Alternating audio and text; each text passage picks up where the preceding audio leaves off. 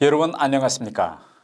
이번 시간에는 지난번에 이어 김경의 부활 제3회 김경의 등장이 향후 북한과 한반도 정세에 미칠 영향을 말씀드리겠습니다. 먼저 저희 태영호 TV를 후원해 주신 분들이 갈수록 늘어나고 있는 관계로 후원자분들의 성함은 영상 말미에서 구체적으로 소개해 드리자고 합니다. 여러분은 제가 왜 김경희 등장을 놓고 연 3회에 걸쳐 이야기하는가 좀 의아해할 수 있겠습니다만 그 원인은 김경희 등장이 향후 북한과 우리 한반도의 정세 발전을 예측하는 데서 매우 중요하기 때문입니다. 그래서 제가 제1회에서는 김씨 가문의 숙청의 특징을 이야기했고 2회에서는 장성택 숙청의 비화를 말씀드렸습니다.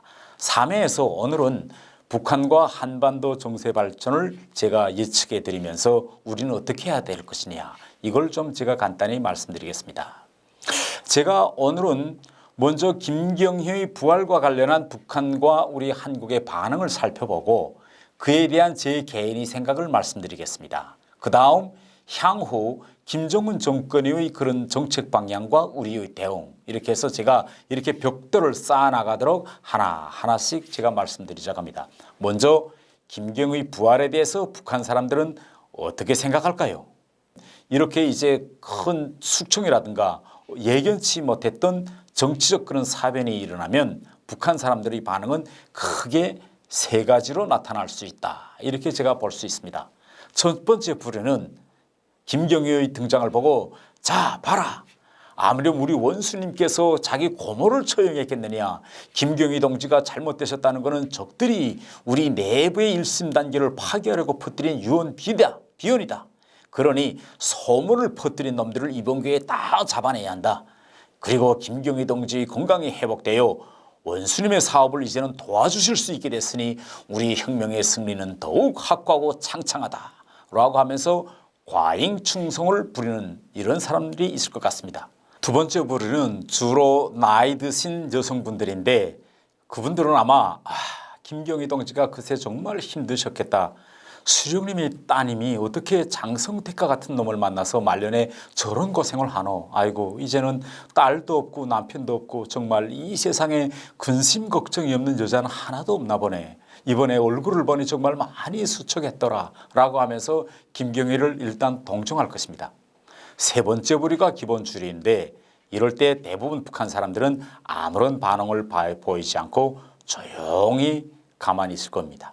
그러면서 일단 집에 들어가서는 자기 아내나 애들 보고 야 이럴 때 입을 잘못 놀렸다가는 큰일이다 라고 하면서 자기 집 식구들을 입단속시킬 것입니다. 그러면서도 대부분 사람들은 속으로 야 장성택 처형 시 김경희가 동의했을까 반대했을까 동의했으면 정말 독한 여자고 반대했으면 지금 김정은과의 관계가 좋아졌을까 등 이러한 문제들을 궁금해할 것입니다. 다음으로 제가 한국 내 전문가들의 반응을 좀 살펴보았습니다. 지금 보면 크게 세 가지 부류가 있는데 첫 번째 부류는 이번에 살아 돌아온 김경희는 가짜다 라고 말씀하시는 분들이 많습니다. 그리고 두 번째 부류 사람들은 김경희의 등장을 김정은의 확고한 국정장악으로 봐야 한다라고 합니다. 이런 분들은 김정은이 지난 6년 동안 김경희를 자택연금시키고 힘을 다 뺐기 때문에 이제는 뭐 내놓아도 별로 위협이 되지 않는다. 이래서 다시 공개했다. 그러니까 김경희가 이번에 김정은과 함께 나왔는데 그때 함께 나오던 모습을 보니까 김정은하고 이설주가 김경희에게 눈길 한번 주지 않고 좀 홀대하는 그런 걸 느낄 수 있었다. 이걸 보니 이번에 김경희는 나왔지만 아직 김정은과 김경희의 관계는 그렇게 풀린 것 같지 않다. 뭐 이런 가설들에 기초하고 있습니다. 세 번째 부류는 지금 김정은 정권 위기설로 보는 분들이 많습니다. 이 위기설로 보시는 분들은 김정은의 건강에서 이상 조짐이 보이니 갑자기 김경희를 등장시키고 만에 하나 김정은의 유것이 김경희와 김여정 등 김씨 가문의 단합단 모습과 집체 영도 체계로 북한의 혼란을 극복하기 위한 이런 사전 포석이다 라고 주장하십니다. 이러한 세 부류의 주장과 저는 좀 생각을 좀 달리합니다. 저는 지난 6년간 김정희가 국정을 운영하고 있는 김정은과 함께 필요한 때는 뭐 인사관리 사업 같은 거 이런 때는 좀 김정은에게 직언도 하면서 후견인 역할을 해왔다라고 저는 생각합니다. 그래서 만약 김경희가 후견인 역할을 했다고 가정하면 이번에 김경희가 갑자기 나타난 것은 김정은의 결심이 아니라 김경희가 스스로 야, 난 이제는 북한 주민들에게 내가 살아있다는 걸 보여줘야겠다라고 요구했을 가능성이 대단히 큽니다. 그 이유는요.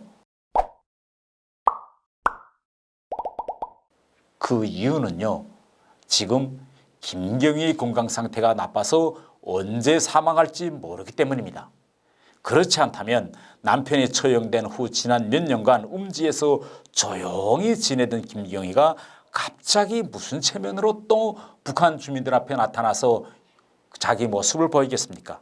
그러나 반대로 우리가 생각해 보면 건강이 이렇게 하루하루 나빠지고 있는데 이러다가 갑자기 죽는다면 조카 김정은은 고모를 독살했거나 지어 자택연금시키다가 죽게 했다는 그런 누명에서 벗어나기 힘들게 되어 있습니다.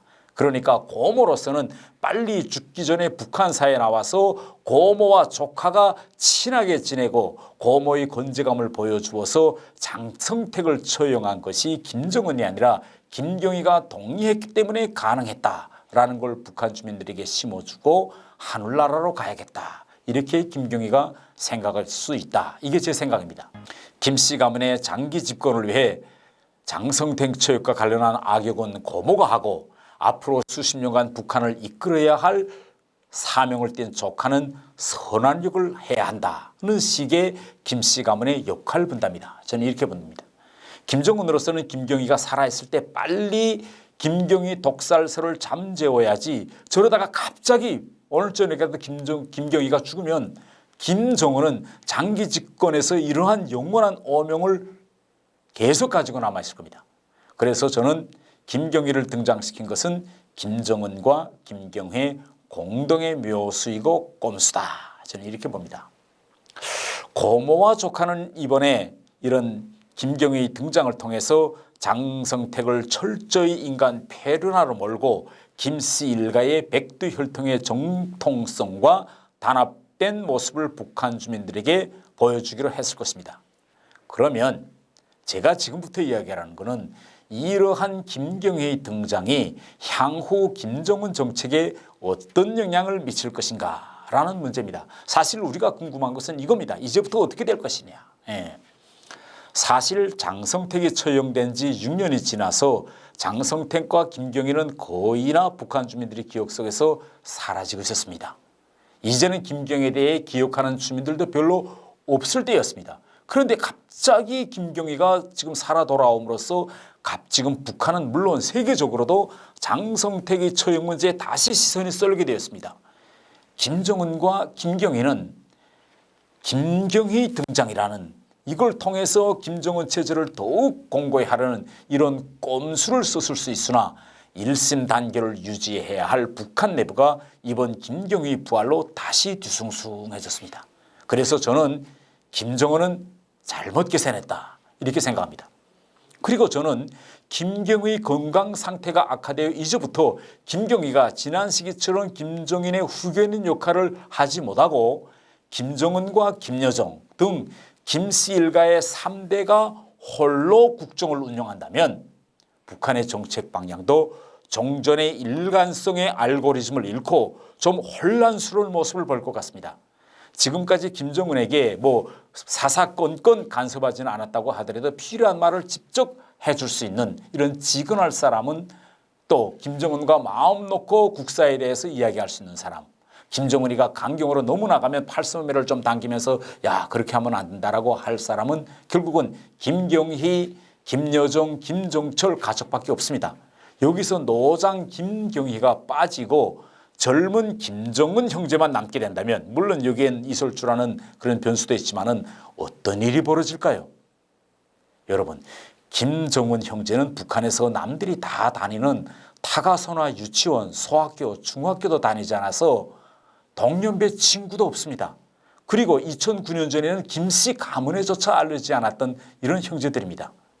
김경희가 없는 김정은 형제는 점점 홀로 서면서 공중루각과 같은 이런 신세로 되어가고 있습니다. 김경희 건강이 지난해부터 갑자기 나빠지기 시작했다라고 보면 우리가 최근에 진행된 북한 내부 인사 사업을 보면 상당히 비정상적인 현상이 일어났다는 걸 볼 수 있습니다. 우선 외무상에 전혀 외교 경험이었던 이성건을 배치한 것이 이것이 저는 아주 뚜렷한 증거라고 봅니다. 저는 김경희와 같은 70대, 80대가 북한 정계에서 서서히 사라지는 것을 긍정적으로 평가하고 싶습니다. 김경희와 북한의 70대, 80대는 한국식으로 표현하면 그야말로 수구, 세력, 꼰대, 강경파에 속합니다. 김경희는 북한에서 혁명성과 원칙성이 강한 혁명의 2세에 속합니다. 김경희는 어릴 때 생머리를 잃고 계모 밑에서 자라면서 성격이 강해졌고 아버지 김일성의 정죽을 어떻게 쳐내는가를 직접 목격하면서 자랐습니다. 북한에서 정적이 숙청될 때마다 그 여파가 제일 먼저 미치는 것이 김정일과 김경희가 다녔던 남산중학교와 김일성 종합대학입니다. 이렇게 정적 숙청이 있으면 하루아침에 같은 학급에 다니던 그런 간부집 자녀들과 동료들이 순간에 수용소로 끌려갔습니다. 김정은은 어릴 때부터 별채에 갇혀 있어서 이러한 숙청을 몸으로 느껴보지 못하고 자랐습니다. 그러나 김경희는 다릅니다. 어릴 때부터 이런 것을 체험하면서 자랐습니다. 그래서 저는 김정은의 이 무자비함은 대부분 김경희에서 넘어왔을 것이다. 저는 이렇게 생각합니다. 이러한 김경희가 이제 살아있을 날이 멀지 않은 것 같습니다. 이럴 때 우리 대한민국은 어떻게 대응해야 할까요? 여러분, 김정은과 그의 형제들은 지금 30대, 20대입니다. 후견 역할을 하던 70대 고모가 지금 떠나가고 있습니다. 그와 함께 70대, 80대의 간부들도 지금 떠나가고 있습니다. 30대의 젊은 형제들이 자기와 30년 정도 연차가 나는 60대 또 50대와 독자적으로 국정을 운영하게 되면 북한 정책에서 앞으로 탄력성도 생기겠지만은 역시 동시에 혼란도 커질 수 있습니다. 그래서 우리가 긴장해야 합니다. 여러분 한번 생각해 보세요. 김일성이 6.25 전쟁을 일으킬 때 김일성의 나이가 38세였습니다. 그때 김일성 주변에 있던 빨산 동료들 대부분이 다 30대였습니다. 30대라고 하면 옆을 보지 않고 앞만 보며 달려나가는 연극대입니다. 이때 가장 시행착오도 많이 범합니다. 그래서 저는 지금 김정은이 앞으로 강경 도발로 나올 수도 있고 아니면 좀 쫄아서 위축될 수도 있고 이렇습니다. 그래서 우리는 김정은이 어떻게 변하든 이 시점부터 김정은 정권을 잘 관리해서 평화를 유지해야 됩니다. 그러자면 당근만 가지고는 안 됩니다. 채찍과 당근을 배합해야 합니다. 때로는 온건한 자세로 김정은에 다가가기도 하고 때로는 김정은이 도발할 것 같으면 강경한 모습을 보여주어서 김정은이 자기 할아버지 30대 6.25 전쟁을 일으켰던 것처럼 전쟁을 오판하지 않도록 우리가 관리해야 됩니다. 여러분, 김씨 일가의 세습체제는 붕괴될 것이며 통일은 지금 다가오고 있습니다. 김경희의 등장을 통해서 저는 통일이 오고 있구나 라고 저는 새로운 확신을 가졌습니다. 지금부터 적극적인 대비와 준비를 갖춰야 합니다. 통일에 대비할 준비를 하고 통일을 향해 저와 우리 남북 함께 시민연대는 맨 앞장에 서서 달려나가겠습니다. 여러분들의 많은 후원을 부탁드립니다. 이상으로 지난 3일 동안 진행한 김경희의 부활을 총 3회에 걸쳐서 마치겠습니다. 다음 시간을 또 기대해 주십시오.